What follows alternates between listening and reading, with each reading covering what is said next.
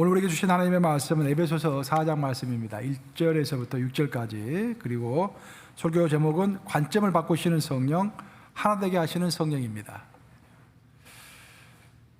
그러므로 주 안에서 갇힌 내가 너희를 권하노니 너희가 부르심을 받은 일에 합당하게 행하여 모든 겸손과 온유로 하고 오래 참음으로 사랑 가운데서 서로 용납하고 평안에 매는 줄로 성령이 하나 되게 하신 것을 힘써 지키라. 몸이 하나요 성령도 한 분이시니 이와 같이 너희가 부르심의 한 소망 안에서 부르심을 받았느니라. 5절과 6절 합독합니다. 시작. 주도 한 분이시요 믿음도 하나요 세례도 하나요 하나님도 한 분이시니 곧 만유의 아버지시라. 만유 위에 계시고 만유를 통일하시고 만유 가운데 계시도다. 살아계신 하나님의 말씀입니다. 아멘. 야, 앞에 보니까 우리 김정희 집사님 옆에 로이스가 앉아있네. 아이고, 로이스. 우리 로이스도 한번 박수로 한번 환영해야 할 것 같습니다. 로이스 때문에 목사님 설교할 때 영어를 좀 써야겠네, 가끔씩. 오늘 설교는 관점, perspective, viewpoint, 그래 관한 거야. 또 unity. 오늘 성령 강림주일입니다. 성령 강림주일을 맞이해서 성령께서 우리가 어떤 일을 하시는지 제가 함께 여러분과 함께 살펴보고자 합니다. 성령은 물론 내주하시는 성령님이 계시고 위로부터 임하시는 성령님이 계십니다. 보통 우리가 이제 교회에서 성령 이야기하면은 위로부터 강력하게 임하시는, 우리로 하여금 방언하게 하시고 애언하게 하시고 기적을 행하게 하시는, 또 치유하게 하시는 그런 성령님을, 은사의 성령님을 많이 이야기하는데, 오늘 저는 그것보다는 내주하시는 성령님, 내주하셔가지고 우리의 관점, 퍼스펙티브, 월드뷰를 바꾸시고 또 우리로 하여금 그 바뀐 관점에 따라서 온전히 하나 되게 하시는 하나님, 성령님, 그것에 대해서 함께 나눠보고자 합니다. 오늘날에는 워낙 세계가 양분화되어 있고 복잡해서요, 경제적으로도 정치적으로도 너무도 양분화되어 있는 사회입니다. 사실 그것이 양분화되어 있는 이 사회를 바꿀 수 있는 방법은요, 물리적인 힘으로 안 됩니다, 여러분. 우리의 관점이 바뀌어야 합니다. 전쟁에서 될 일도 아니고 논쟁에서 될 일도 아니고 내 관점이 바뀌어서 다른 사람을 불쌍히 여겨주고 예수 그리스도의 눈으로 내 눈이 바뀌어가지고 세상을 볼 때 눈물을 흘리면서 세상을 불쌍한 마음으로 볼 수 있는 그 마음, 그 마음이 우리에게 심어질 때 우리가 변하고 세계가 변할 줄로 믿습니다. 그래서 저는 특별히 오늘 성령 강림주일을 맞이해서 내주하시는 성령님이 우리의 관점을 어떻게 바꾸는가 그런 것을 한번 나눠보고 싶은 것입니다. 보통 사람들은 사람은 바뀌지 않는다라는 이야기를 많이 해요. 여러분도 그렇게 생각하십니까? 대부분 사람은 바뀌지 않는다 그렇게 이야기를 해요. 하지만 사람이 바뀌지 않는다라는 그 말은 사실 그 사람의 관점이 바뀌지 않는다라는 그런 말과 똑같습니다. 우리의 관점이 바뀌면은, 바라보는 관점이 바뀌면은 생각이 바뀌고, 생각이 바뀌면은 자연스럽게 행동은 생각을 따라오게 되어 있습니다. 문제는 관점이 바뀌지 않는다라는 그런 이야기입니다. 생각해 보면은 제 자신을 이제 돌아와서 이 설교를 쓰면서 제 자신을 한번 돌아보았어요. 내 관점은 과연 바뀌었는가 바뀌지 않았는가? 그 말은 다른 말로 하면은 내 자신이 바뀌었는가 바뀌지 않았는가? 그런 이야기가 똑같습니다. 제가 생각해 보니까 제 관점이 제일 먼저 바뀌었던 사건은, 의미 있게 바뀌었던 사건은 제가 구원받았던 사건입니다. 저는 중학교 2학년 때 부흥 집회를 통해서 예수 그리스도를 내 주님으로 영접하고 제대로 이제 하나님을 개인적으로 믿기 시작했는데, 그때 내 관점이 완전히 바뀐 것 같아요. 어떤 관점이 바뀌었냐면은 그 전에는 내가 죄인이다라는 사실을 알지 못했어요, 제가.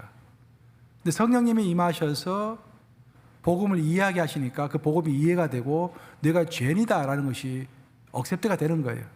근데 처음으로 변한 나를 제가 돌아보게 되었습니다. 그리고 그 이후에 신앙생활을 열심히 하면서 성경을 읽기 시작했죠.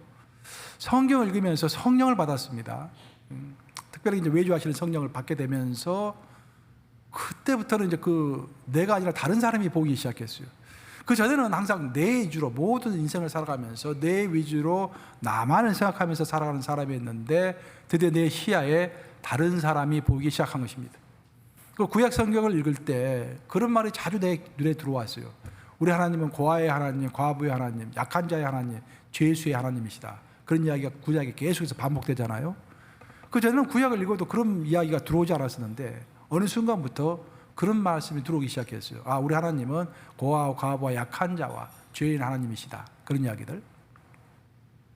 그러다가 내가 이제 좀 시간이 지나서 신학을 공부하면서 결정적으로 그 관점에 대해서 고민한 그런 시기가 있었습니다. 그것은 뭐냐면은 종말론을 공부하면서 이 종말론에는 전천전설과 후천전설이 있다는 것을 알게 되었어요. 전천전설과 후천전설이 뭐냐면은 앞으로 천년왕국이 올 것인데 이 성경의 시대 구분을 해보면은 아담부터 아브라함까지가 2000년이요. 아브라함부터 예수님까지가 2000년입니다. 예수님부터 지금까지 지금 2020년이니까 벌써 2000년이 흘렀죠. 그 성경에서 6일을 하나님께서 일하시고 하루를 쉬셨죠. 그럴 때는 6000년이 지나고 나서 1000년의 평화의 시기가 오는 거예요. 우리가 쉬는 안식의 시기가 오는 것입니다. 그것이 천년왕국이에요. 천년왕국은 화평의 시대입니다. 전쟁이 없고 더 이상 무력과 갈등이 없는 시대입니다. 질병이 없고 아주 행복한 시대예요. 그 시대가 천년왕국, 전쟁이 없고 갈등과 폭력이 없는 그 천년왕국이 과연 예수님이 이 땅에서 재림하신 이후부터 시작하는 것인가? 아니면 예수님은 천년왕국이 다 끝난 다음에 그때 재림하시는가? 그게 요한계시록을 읽어봐도 이 두 가지 다 해석이 가능합니다. 이게. 그래서 천년왕국이 시작되기 전에 예수님이 재림하신다라는 것을 전천년설이라고 하고, 천년왕국이 끝난 다음에야 예수님이 재림하신다라는 것을 후천년설이라고 하는 거예요. 이게 왜 중요하냐면은 우리가 후천년설을 믿는다라는 것은 이 땅에서 우리 인간이 노력함으로 인해서 천년왕국을 우리 인간이 만들 수 있다라는 그런 말이 되는 것입니다. 물론 우리 하나님께서 우리를 도와주시겠지만 우리가 열심히 노력만 하면은 얼마든지 전쟁도 없앨 수 있고 얼마든지 평화로운 세계 시대를 이룰 수 있다라는 거예요. 여러분 그게 가능할 것 같습니까? 많은 사람들이 그걸 믿어요. 후천전설을 믿어요. 근데 전천전설은 뭐냐면은 예수님이 오셔야만이 천년왕국이 시작된다는 거예요. 우리 인간은 아무리 노력을 해도 전쟁을 없앨 수가 없다는 것입니다. 반드시 우리가 이 땅을 살아갈 때는 서로 시기하고 다투기 때문에 욕심이 많기 때문에 서로 다른 사람 것을 빼앗기 위해서 전쟁을 할 수밖에 없다라는 거예요. 이게. 그래서 그러니까 내가 전천전설을 믿느냐 후천전설을 믿느냐라는 것을 굉장히 큰 차이를 만들어냅니다. 내가 후천전설을 믿게 되면은 인간의 노력이 이 땅에서 평화로운 시대를 만들 수 있기 때문에 좀 더 내가 액티브하게 뭐 인권운동이라든지 평화운동이라든지 뭐 그런 것을 하겠죠. 또 반전운동, 반핵운동 그런 것을 하겠죠. 그렇지만 내가 전천전설을 믿게 되면은 내가 아무리 반핵운동을 하고 아무리 반전운동을 하고 아무리 시민사회 운동을 해도 이 땅은 항상 그 모양 그 꼴이야. 그래서 나는 그 시간을 차라리 기도하겠어 하나님께. 그렇게 사람이 되는 거야 이게. 아시겠죠? 그 보통 문제가 아닙니다 여러분. 그래가지고 많은 고민을 했습니다. 그럼 저는 전천전설 믿을까요? 후천전설 믿을까요? 나만이 알고 있습니다. 여기서 밝히지 않겠습니다. 또 한 번 내가 크게 그 관점에 대해서 고민했던 것은 뭐냐면은 저는 정치학을 공부했잖아요. 정치학이라는 것은 결국 관점을 만들어주는 학문이에요. 관점을 만들어주고 그 관점을 주장하게 하는 학문이 이 정치학입니다. 경제학도 다를 바가 없습니다. 경제학도 하나의 원리가 있는 게 아니에요. 여러 가지 해석의 원리가 있습니다. 그 관점이 있는 거예요. 그 관점을 어떤 사람은 그 통화 정책이 제일 중요하다. 어떤 사람은 재정 정책이 제일 중요하다. 그걸 밀어붙이는 거예요. 이게 서로 싸우고. 사회학이라는 것이 그런 것입니다. 온전한 그 안전한 진리가 있을 수가 없는 거예요. 내가 그 정치학을 공부하면서 제일 고민했던 것은 뭐냐면은 나는 리버럴리스트가 될 것인가 아니면은 리얼리스트가 될 것인가. 그 리얼리스트라는 것은 현실주의자라는 거예요. 현실주의자는 뭐냐면은 우리가 아무리 노력해도 나라와 나라 사이에 전쟁이 없을 수는 없다라는 거예요. 항상 전쟁이 있을 수밖에 없다라는 것입니다. 그런 생각을 품고서 대통령이 되고 국무총리가 되고 이렇게 뭐 정치인이 되면은 제일 일의 목적은 그 나라 군비를 충분하게 안보를 제일 우선순위로 여기는 사람이 되는 거예요. 그렇죠? 오늘 말 같은 미국 같으면 공화당이 이제 그런 축에 속하죠. 반면에 리버럴리스트는 그게 아니다. 나라와 나라 사이에도 얼마든지 화평을 이룰 수가 있다. 서로 무역을 많이 하면 중국과 미국이 무역을 많이 하고 또 중국과 미국이 인적 교류를 많이 하고 그러면 얽히고 설키잖아요. 사람들이 얽히고 설키기 때문에 전쟁하기가 점점 어려워지고 그러다 보면은 결국 화평하게 된다. 그걸 믿는 거예요. 청년의 시절 때는 저는 리버럴리스트였습니다. 평화주의자였죠. 오늘날에 이제 한국, 미국 같은 민주당 같은 그런 계열이죠. 그런데 시간이 지나면 지나서 나이가 먹어갈수록 리얼리스트 생각도 맞는 것 같아요. 보면은 좀 양쪽 다 이게 맞는 것 같아요. 그럼 저는 리얼리스트입니까, 리버럴리스트입니까? 양쪽 다 합니다, 여러분들. 우리 목사님 뭘까 생각하지 마세요, 여러분들. 저는 설교를 여러분들 위해서 하는 것뿐이지 저의 입장을 밝히기 위해서 설교하는 것은 절대 아닙니다. 관점이 그렇게 중요하고 어렵다라는 것입니다. 관점이 바뀌어야 돼요. 관점이 바뀌어야 우리의 행동이 바뀌어야 합니다. 근데 내가 이제 이 목회하면서 절절히 깨닫는 것은 뭐냐면은 모든 것 위에 세상의 모든 관점은 시대에 따라서 변합니다. 하지만 우리 하나님의 관점은 절대 변하는 법이 없습니다. 바로 그래서 관점 중에서 최고의 관점은 누구의 관점이다? 하나님의 관점인 것입니다. 그러니까 이 성경을 따라갈 자가 없어요. 세상 학문 아무리 공부를 많이 한 사람도 이 성경 앞에서 무릎 꿇을 수밖에 없습니다. 절대 변하지 않는 완벽한 진리를 우리에게 주고 있는 책이 성경인 것입니다. 이런 일이 있었어요. 한 초등학교에서 이제 아이들이 모였는데 선생님이 질문을 했습니다. 자, 얼음이 녹으면 뭐가 되죠? 여러분, 얼음이 녹으면 뭐가 됩니까? 얼음이 녹으면 뭐가 되죠? 물이 됩니다. 거기서 똑순이라는 여자아이가 손을 번쩍 들었습니다. 선생님, 얼음이 얼으면 물이 돼요. 그러니까 선생님 맞았습니다. 그러니까 애들 다 박수를 쳤어요. 역시 똑순이다. 근데 그게 그 학급에 목보라는 아이가 있었어요. 좀 약간 둔한 아이가 있었어요. 목보라는 아이가 손을 딱 번쩍 들어요. 목사님 아닌 것 선생님 아닌 것 같아요. 얼음이 녹으면은 봄이 돼요. 봄이 오잖아요. 그렇게 이야기한 거야.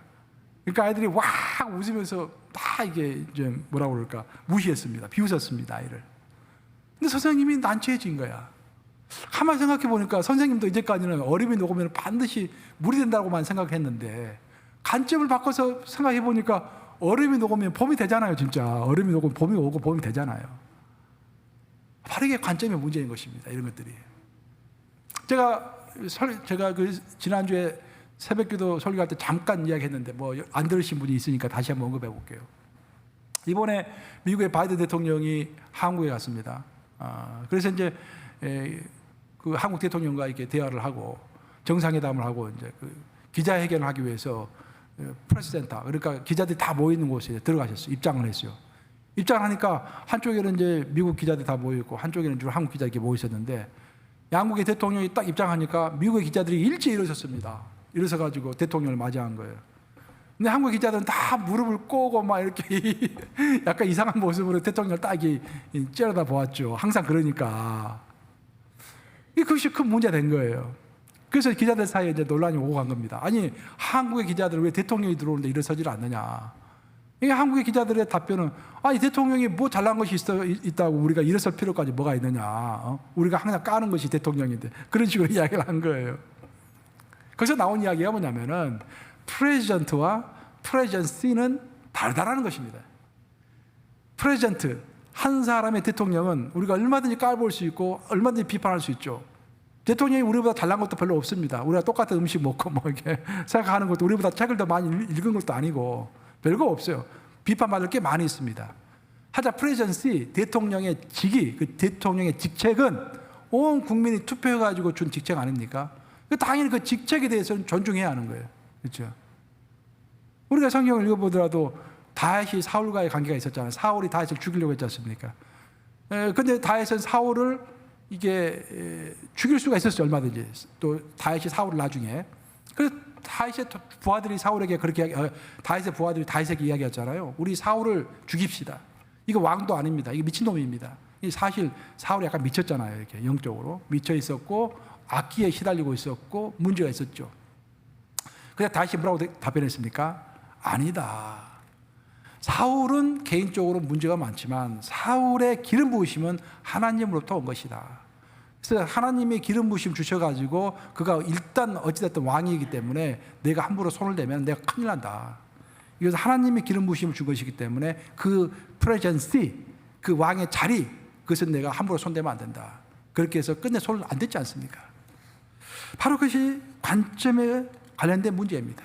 우리가 관점을 조금 바꾸면 프레젠트와 프레젠시만 구분을 해도 우리가 대통령이 어떻게 행동해야 할 것인지 딱 구별이 되는 거예요. 그 정도로 관점이 중요한 것입니다. 실제로 있었던 이야기인데 유명한 이야기입니다. 일본에 태풍이 많이 불죠. 큰 태풍이 불어가지고 사과를 이렇게 많이 재배하는 그 마을이 있었는데, 일본 하면 후지사가 유명하잖아요. 후지사과를 아주 재배하는 큰 마을이 있었는데 마을 전체 사과밭이 쑥대밭이 된 거예요. 그래서 사과의 한 90%가 다 바람에 떨어져 버린 거예요. 그럼 이게 이제 큰 문제되는 게, 사과가 익기 전에 바람이 불어서 떨어졌기 때문에 그 사과는 팔 수가 없는 것입니다. 잼을 만들든지 뭐 떨이를 해서 팔든지 아니면 폐기 처분하든지 그렇게 할 수밖에 없는 거예요. 그 문제는 90%를 버려버리면 이제 수익이 하나도 없잖아요. 이게 먹고 살 게 없잖아요. 그래서 온 마을 사람들이 모여가지고 회의를 한 거예요. 우리가 어떻게 해야 이제 이 어려움을 극복할 수 있을 것인지. 많은 사람들이 손을 들어서 이야기했습니다. 이렇게 하자 저렇게 하자 이야기를 했어요. 근데 전부 다 사람들이 관심을 갖는 것은 이미 떨어져 있는 그 90%의 사과를 어떻게 할 것인가, 그것만 가지고 전부 이야기를 한 거예요. 근데 그 마을에 제일 현명한 사람이 한 사람이 있었는데, 그냥 손을 딱 든 겁니다. 여러분, 왜 이미 떨어져 있는 90%에만 포커스를 두고 그 90%의 관점에서만 이야기를 하십니까? 아니, 우리에게는 아직도 떨어지지 않는 10%의 사과가 남아있지 않습니까? 그 아직도 떨어지지 않는 그 10%를 어떻게 잘 활용할 것인지를 생각해서 일을 풀어가면 훨씬 낫지 않겠습니까? 어차피 90%는 떨어져 버린 것이고 남아있는 10%를 잘 키우는 것이 좋지 않겠습니까? 제가 하나 건의하겠습니다. 그 10%를 잘 키워서, 이것은 태풍에도 떨어지지 않는 사과이기 때문에 결코 떨어지지 않는 사과라는 그런 이름을 붙여가지고 전국에 내다 파십시다. 그러면 그 수험생들, 일본은 전부 이제 학력고사를 보잖아요. 그러니까 대입 수험생들, 고시생들, 또 회사에 입사하기 위해서 입사생들 전부 떨어지지 않기를 원하잖아요. 그래서 이 기적의 사과, 떨어지지 않는 기적의 사과 이름을 붙여가지고 파십시다. 실제로 있었던 이야기예요. 그렇게 해가지고 그 아이디어가 당첨이 돼가지고 그렇게 한 겁니다. 그랬더니 대박이 난 거예요. 사과값이 10배 이상이 뛰었답니다. 그 하나의 사과값이. 그래서 자기가 손해본 것을 훨씬 손해본 것보다 더 많이 수입을 얻은 거예요. 우리의 관점을 바꾸니까 우리 삶도 풍요로워지고 우리 물질도 우리를 따라오는 거예요. 이렇게. 항상 우리는 떨어진 것에 관심 가질 필요가 없어요. 우리 반성을 해야겠지만 이미 남아있는 그 10% 거기에 초점을 두는 것이 굉장히 중요합니다. 코로나19의 한인교회들의 현실을 이야기하는 것 같아 내가지고 갑자기 이야기하다 보니까 그런 생각이 좀 드네요. 이렇게 관점이라는 것은 perspective, worldview죠. viewpoint. 우리가 무엇에 집중해야 할 것인지를 결정해 줍니다. 그래서 중요한 거예요. 나의 관점에서만 세상을 바라보면요, 우리 보통 사람들이 내 관점에서 내가 세상을 바라봅니다. 그러면 우리는 다 세상을 볼 수 있지만 누구는 안 보입니까? 나는 안 보이죠. 내 관점에서 내가 보기 때문에. 근데 성경을 통해서 성경적인 관점으로 세상을 보면은요, 성경을 펼쳐서 한번 읽어보세요. 모두 누구의 이야기입니까? 나의 이야기야, 나의 이야기. 야곱 하면 욕심의 화신이잖아요. 욕심과 고집의 화신이잖아요. 그 야곱이 바로 나거예요. 다른 사람이 아니라. 또 베드로가 예수님을 3번 부인했잖아요. 그리고 베드로가 꼭 내 이야기인 거예요. 데마는 세상을 사랑해서 바울을 떠났지 않습니까? 그렇게 사도 바울의 사랑을 많이 받았던 데마가 결국에는 세상을 사랑하여 데마는 내 곁을 떠났고, 얼마나 마음이 섭섭했으면 사도 바울이 성경에다 그렇게 적어놨겠어요. 데마는 세상을 사랑하여 나를 떠났고. 그러니까 그 데마의 모습을, 그 데마의 이야기를 들으면서 곧 나를 보는 거예요. 한때는 그렇게 하나님 앞에서 사랑을 고백하고 내가 내 모든 것을 다 드릴 것처럼 이야기했지만 지금 이렇게 식어버린 내 신앙, 그런 모습을 보는 것입니다. 오늘의 본문은 결국 관점에 관한 교훈입니다. 감옥에 갇혀있는 사도 바울, 감옥에 갇혀가지고 사도 바울이 쓴 편지가 바로 에베소서입니다. 에베소서처럼 깊이 있는 글도 드물습니다. 로마서, 에베소서 상당히 깊이 있는 글들인데, 사도 바울에서 13권의 서신서 중에서 가장 깊이가 있는 한 권을 꼽아라면 아마 에베소서일 겁니다. 로마서는 논리적으로 잘 써져 있는 책이지만 그 깊이에 있어서는, 영적인 깊이에 있어서는 대단하죠. 에베소서 읽어보면 깜짝 놀라죠. 우리가 에베소를 읽어보면 사도 바울은 1장에서부터 3장까지 우리가 그리스도 안에서 얻게 된 특권이 무엇인가를 설명하고 있습니다. 여러분들 이렇게 주일날 어디 안 가고 교회 다 나오셨잖아요. 그거 또 얻는 게 좀 있을 거 아니에요. 이렇게 여러분들이 노력하면서 정말 이 힘을 쓰면서 시간도 전략해서 물질도 전략해서 이렇게 교회를 위하여 사용하잖아요. 물질과 시간을 사용하잖아요. 그것도 뭐 얻는 게 있을 거 아니에요. 그 우리가 얻는 게 무엇이냐? 그것을 에베소서 1장에서부터 3장까지 쭉 설명해 주고 있는 거예요. 사도 바울은 그렇게 설명합니다. 우리 성부 하나님, 삼일체 중에서 성부 하나님은 우리를 선택하셨다는 거예요. 선택을 받은 것부터가 우리가 큰 은혜다라는 것이죠. 큰 특권이다라는 것이죠. 우리 성자 예수님은 선택받은 자를 구원해 주시기 위하여 그분의 몸을 십자가에 못 박았다. 물과 피로써 우리를 구원해 주셨다. 그것이 성자의 역할이다. 성자 예수님의 역할이다라고 설명해요. 그리고 마지막 성령 하나님은 우리가 선택받고 구원받은 우리들이 사탄에게 넘어가지 않기 위해서, 사탄으로부터 우리를 보호하기 위하여 우리를 하나님의 인을 쳐주시고 우리를 지금도 이 순간에도 우리를 보호하셔서 끝까지 우리를 영원한 천국으로 인도하신다. 그것이 성령님이시다. 이 세 가지 특권을 우리에게 이야기해 주고 있는 거예요. 그러면서 우리가 이 세 가지 특권을 받은 자로서 그러면 앞으로 어떻게 살아갈 것인지를 이야기하는 것이 바로 4장부터 시작되는 것입니다. 그래서 에베소서는 1장부터 3장까지가 어떤 교리와 믿음에 관해서 이야기하고 있다고 한다면은 그 믿음과 교리를 가진 우리들, 영원한 천국을 이미 소유한 우리들이 이 땅에서 오늘 어떻게 살아갈 것인지를 4장부터 6장까지 설명하는 거예요. 그래서 에베소서 4장 1절은 마치 로마서 12장 1절처럼 그러므로, therefore, 그러므로라는 말로 시작을 하는 것입니다. 우리 4장 1절 한번 읽어보겠습니다. 에베소 4장 1절 시작. 그러므로 주 안에서 갇힌 내가 너희를 권하노니 너희가 부르심을 받은 일에 합당하게 행하여 라고 이야기하고 있습니다. 우리는 모두 성부 하나님의 사랑입니다. 그 성자 예수님의 구원의 은혜입니다. 그 성령 하나님의 강력한 카리스마의 능력입니다. 사랑과 은혜와 능력을 받은 자예요. 그 특권을 받은 자들입니다. 그러면 그 특권을 받았으므로 그러므로 너희가 그것에 합당하게 어떻게 해라? 행하라. 행동하라. 그 우리가 어떻게 행동해야 할 것인가를 본격적으로 이야기를 하는 것이 바로 오늘 본문 내용입니다. 굉장히 중요한 내용이에요. 그럼 어떻게 행할 것인가? 그 바로 다음 절인 2절과 3절에 나와 있어요. 우리 본문 2절과 3절 한번 같이 있습니다. 시작. 모든 겸손과 온유로 하고 오래 참음으로 사랑 가운데서 서로 용납하고 평안에 매는 줄로 성령이 하나 되게 하신 것을 힘써 지키라.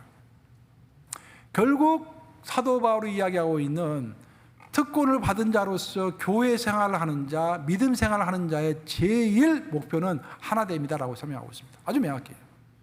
그 하나 되게 하기 위해서 우리의 몇 가지 덕목을 가져야 하는데 그 5가지 덕목이 바로 겸손, 온유, 참음, 사랑, 용납이라고 이야기하고 있는 것입니다.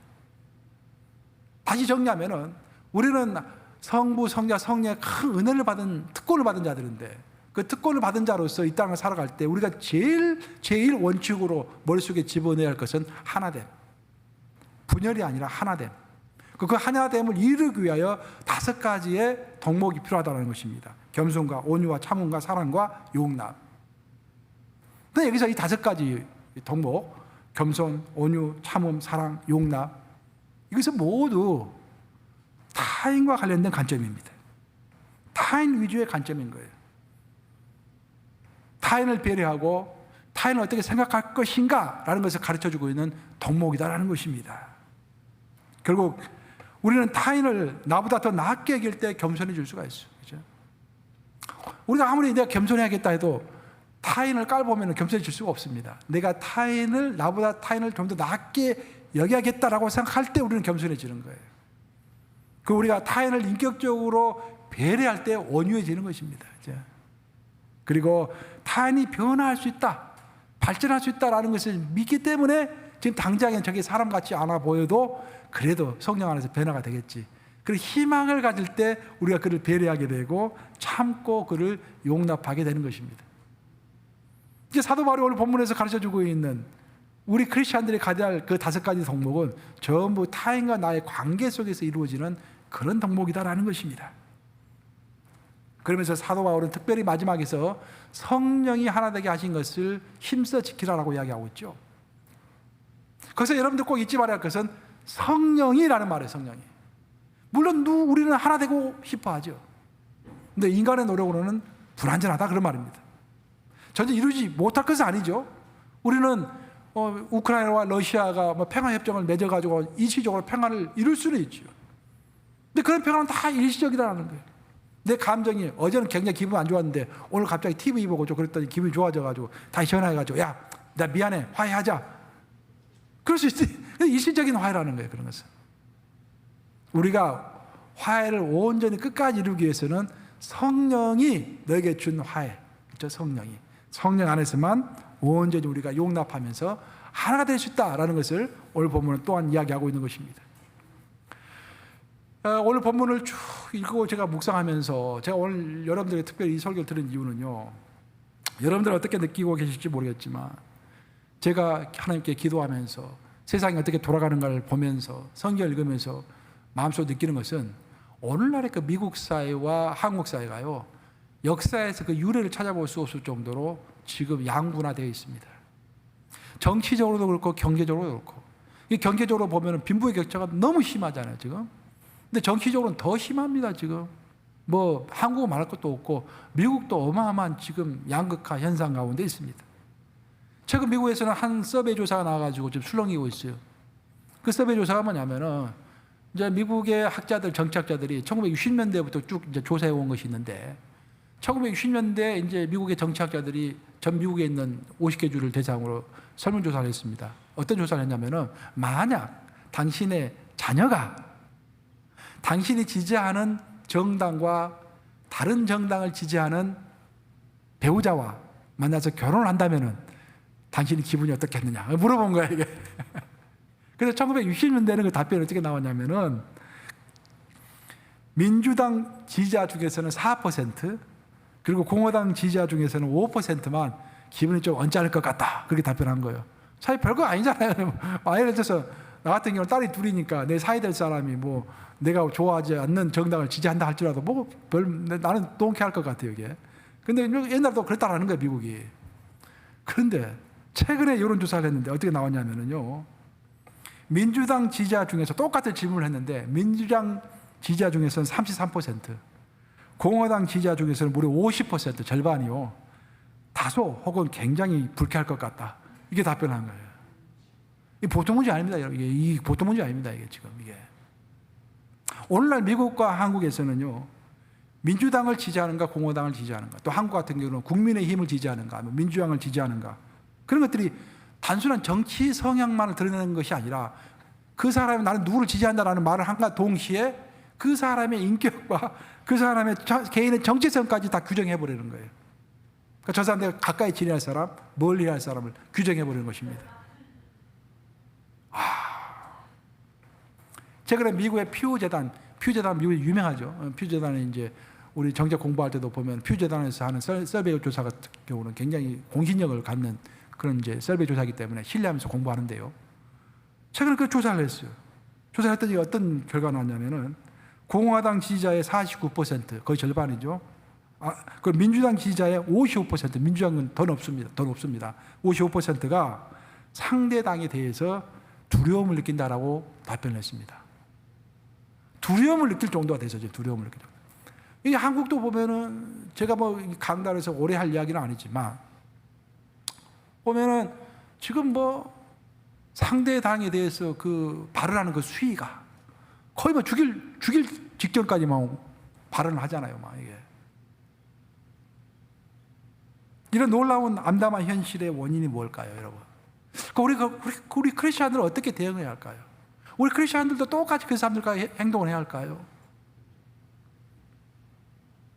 이런 암담한 현실의 가장 기본적인 원인은 뭐냐면은 언제부턴가 미국과 한국에서 상호 관용의 원칙, mutual tolerance, 로이스, mutual tolerance, 예, 그야 잘 이해하세요. mutual tolerance, 상호 관용의 원칙. 그러니까 저 사람이 민주당이고 나 공화당이기 전에 사람과 사람이 만났잖아요. 그 하나님의 형상을 가진 사람이 또 다른 하나님의 형상을 가진 사람을 만났잖아요. 그 우리는 적이 아닌 거예요.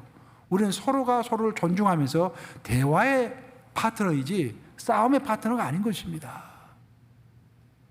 사실 법이라는 것은 많은 사람들이 그래요. 법을 가지고 이야기합니다. 근데 법이라는 것은 여러분 잘 생각해 보세요. 법을 가지고 태도를 규정할 수가 없습니다. 태도, attitude, 태도는 법이 규정하지 않는 거예요. 헌법에다 이런 걸 적어놓을 수 있습니까? 모든 사람은 사람을 만날 때마다 존경하는 마음으로 만나야 한다. 헌법 1장 1조. 그렇게 할 수 있습니까? 할 수 없는 거예요. 그래서. 하지만 실제로 사람과 사람의 관계, 조직과 조직의 관계를 그 평화롭게 이끌어가는 것은 그 사람의 마음가짐과 태도인 것입니다. 그렇죠? 그래서 invisible rule이라고 하는 거예요. invisible rule, 보이지 않는 규칙이라고 하는 거예요. 근데 그런 것들이 옛날엔 잘 지켜져 왔는데 어느 순간부터가 그게 좀 없어져 버렸어요. 법으로 규정하지 않는 것은 모든 것을 할 수 있다라는 식으로 나오는 것입니다. 그렇죠? 국회에서도 법에서 규정하지 않은 거니까 내가 우리가 알아서 하겠다면은 그 전에 몇십 년간 쌓아온 국회에서 쌓아온 또 의사당에서 쌓아온 invisible rule, 보이지 않는 룰이 다 깨져버리는 거예요. 그래서 상호 서로 신뢰할 수 없고 상호 서로 적으로 볼 수밖에 없는 것입니다. 사람의 관점이 완전히 사람과 사람 사이를 적과 적의 사이로 바꿔놓고 있는 것입니다. 하지만 우리 크리스천들은 달라야 합니다. 우리 그리스도인들은 어떤 마음과 태도를 가져야 하는지 그것을 사도 바울이 잘 설명해 주고 있는데 이제 오늘 본문 다시 한번 읽어보겠습니다. 2절까지 3절 아까 읽었죠. 다시 한번 읽어보겠어요. 제가 이렇게 설명했으니까 우리가 어떤 마음을 가지고 어떤 관점을 가지고 세상을 살아가야 하는지 다시 한번 읽어보겠습니다. 시작. 모든 겸손과 온유로 하고 오래 참음으로 사랑 가운데서 서로 용납하고 평안에 매는 줄로 성령이 하나 되게 하신 것을 힘써 지키라. 세상은 자꾸 구분합니다. 이 사람은 이런 사람, 저 사람은 저런 사람, 자꾸 구분한 이 사람은 누구를 지지하고 이 사람 누구를 지지하고 그렇게 하지 말라는 거예요. 우리 크리스천들은 항상 연합을 추구하는 사람입니다. 믿습니까, 여러분? 우리 교회에 있을 때뿐만 아니라 세상에 나가서도 편을 가르는 사람이 되면 안 돼요. 될 수 있으면 연합을 추구하는 사람. 왜? 성령 안에서 연합 하나됨을 힘써 지키라고 했기 때문에. 우리 하나님은 세상의 사람들을 어떻게 보시는가? 그 하나님이 세상 사람들을 보는 관점에 대해서 고린도전서 12장 13절과 고린도서 3장 11절에서 이렇게 이야기하고 있죠. 한번 같이 읽어보겠습니다. 뭐라고 했는지. 시작.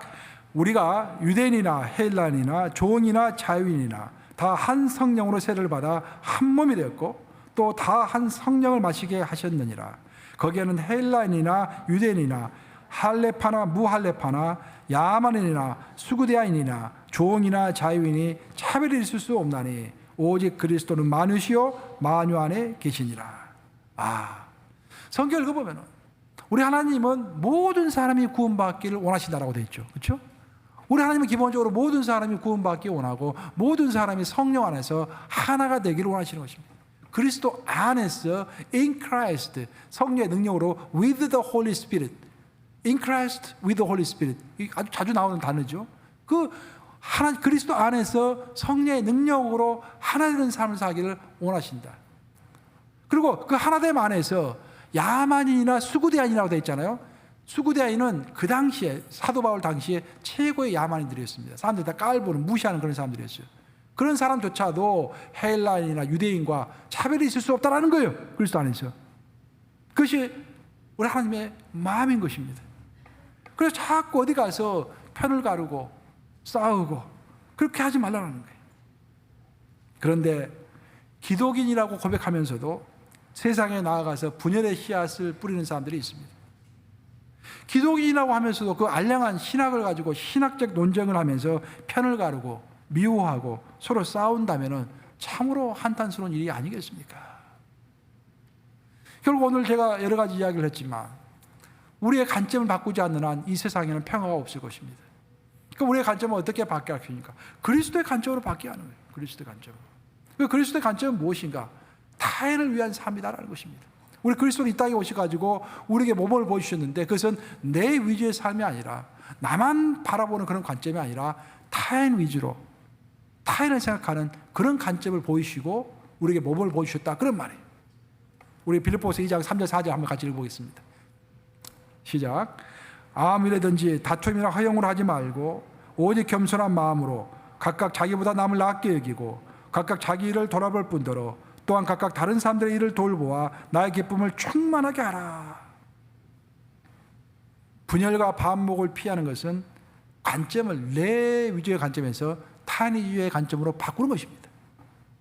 사도 바울은 그렇게 이야기를 했죠. 지금 나보다도 다른 사람을 낫게 여기라. 여러분 그렇게 하고 계세요 지금? 김 집사가 나보다 더 낫지, 그렇게 생각하십니까? 아니면 김 집사 제가 별거 아니야 그렇게 생각하십니까 지금? 우리의 본성을 따라가면 다른 사람을 무시하게 돼 있어요.